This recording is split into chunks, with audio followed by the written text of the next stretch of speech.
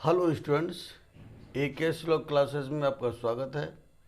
आपने हमारे पिछले वीडियो देखे होंगे और अवश्य ही पसंद किए होंगे। अगर आपने अभी तक हमारे इस चैनल को सब्सक्राइब नहीं किया है तो सबसे पहले आप इसे सब्सक्राइब जरूर कर लें, जिससे आपको हमारे नए वीडियो की सूचना प्राप्त हो सके।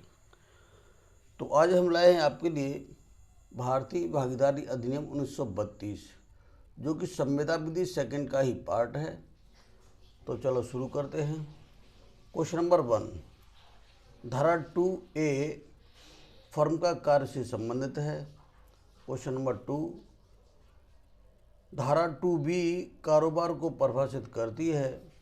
कारोबार के अंतर्गत हर व्यापार, उपजीविका और वृत्ति आती है। क्वेश्चन नंबर 3, धारा 2C विहित शब्द से संबंधित है।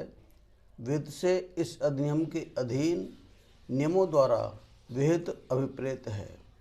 क्वेश्चन नंबर 4, धारा 2D पर व्यक्ति को परिभाषित करती है।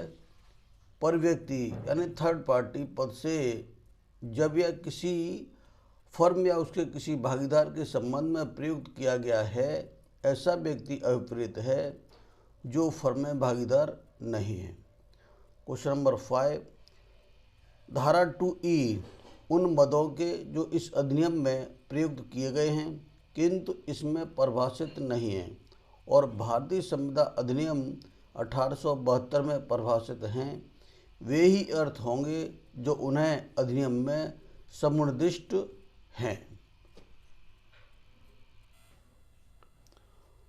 क्वेश्चन नंबर 6, भागीदारी उन व्यक्तियों के बीच का संबंध है जिन्होंने किसी ऐसे कारोबार के लाभों में अंश पाने का करार कर लिया है जो उन सबके द्वारा या उनमें से किन्हीं या किसी के द्वारा जो सबकी ओर से कार्य कर रहा है चलाया जाता है।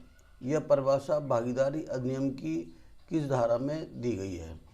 ऑप्शन ए धारा 3 में, ऑप्शन बी धारा 4 में, ऑप्शन सी धारा 2 में, ऑप्शन डी धारा 5 में। तो इसका सही उत्तर है ऑप्शन बी धारा 4 में। क्वेश्चन नंबर 7, वे व्यक्ति जिन्होंने एक दूसरे से भागीदारी कर ली है व्यष्टतः कहलाते हैं। ऑप्शन ए भागीदार, ऑप्शन बी पट्टेदार, ऑप्शन सी विक्रेता, ऑप्शन डी उपरोक्त में से कोई नहीं। इसका सही उत्तर है ऑप्शन ए भागीदार। क्वेश्चन नंबर 8, फर्म और फर्म का नाम किस धारा में परिभाषित है? ऑप्शन ए धारा 6 में, ऑप्शन बी धारा 5 में, ऑप्शन सी धारा 4 में, ऑप्शन डी धारा 7 में। इसका सही उत्तर है ऑप्शन सी धारा 4 में। क्वेश्चन नंबर 9, भारतीय भागीदारी अधिनियम 1932 की धारा 12 संबंधित है। ऑप्शन ए फर्म की संपत्ति, ऑप्शन बी इच्छाधीन भागीदारी, ऑप्शन सी विशिष्ट भागीदारी, ऑप्शन डी कारोबार का संचालन। तो इसका सही उत्तर है ऑप्शन डी कारोबार का संचालन।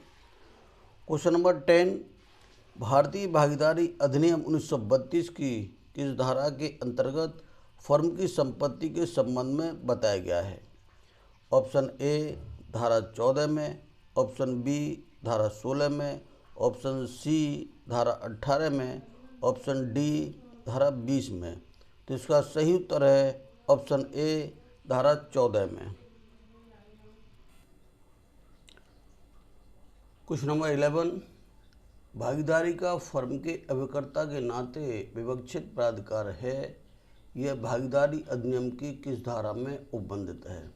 ऑप्शन ए धारा 18, ऑप्शन बी धारा 19, ऑप्शन सी धारा 20, ऑप्शन डी धारा 21। तो इसका सही उत्तर है ऑप्शन बी धारा 19। क्वेश्चन नंबर 12, भारतीय भागीदारी अधिनियम 1932 की धारा 21 निम्नलिखित किससे संबंधित है?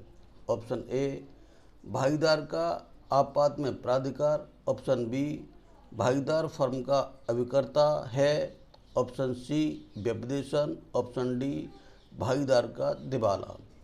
तो इसका सही उत्तर है ऑप्शन ए, भागीदार का आपात में प्राधिकार। क्वेश्चन नंबर 13, भागीदार के सदोष कार्यों के लिए फर्म का दायित्व भागीदारी अधिनियम की किस धारा में उपबंधित है? ऑप्शन ए धारा 23, ऑप्शन बी धारा 24, ऑप्शन सी धारा 25, ऑप्शन डी धारा 26। तो इसका सही उत्तर है ऑप्शन डी धारा 26।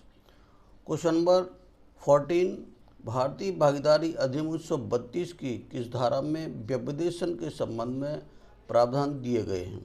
ऑप्शन ए धारा 35 में, ऑप्शन बी धारा 32 में, ऑप्शन सी धारा 28 में, ऑप्शन डी धारा 25 में। तो इसका सही उत्तर है ऑप्शन सी धारा 28 में। क्वेश्चन नंबर 15, भारतीय भागीदारी अधिनियम 1932 की धारा 31 संबंधित है। ऑप्शन ए भागीदार का प्रविष्ट किया जाना, ऑप्शन बी भागीदार का निवृत्त होना, ऑप्शन सी भागीदार का निष्कासन, ऑप्शन डी उपरोक्त में से कोई नहीं। तो इसका सही उत्तर है ऑप्शन ए, भागीदार का प्रविष्ट किया जाना। क्वेश्चन नंबर 16, भारतीय भागीदारी अधिनियम 1932 की किस धारा के अंतर्गत भागीदार के निवृत्त होने संबंधी प्रावधान दिए गए हैं? ऑप्शन ए धारा 30, ऑप्शन बी धारा 31, ऑप्शन सी धारा 32, ऑप्शन डी धारा 33। तो इसका सही उत्तर है ऑप्शन सी धारा 32। क्वेश्चन नंबर 17, जहाँ के फर्म का कोई भागीदार दिवालिया न्याय निर्णीत कर दिया जाता है, वहाँ उस तारीख से जिसको न्याय निर्णय का आदेश हुआ हो भागीदार नहीं रहेगा, चाहे तद्वारा फर्म विघटित हो या न हो।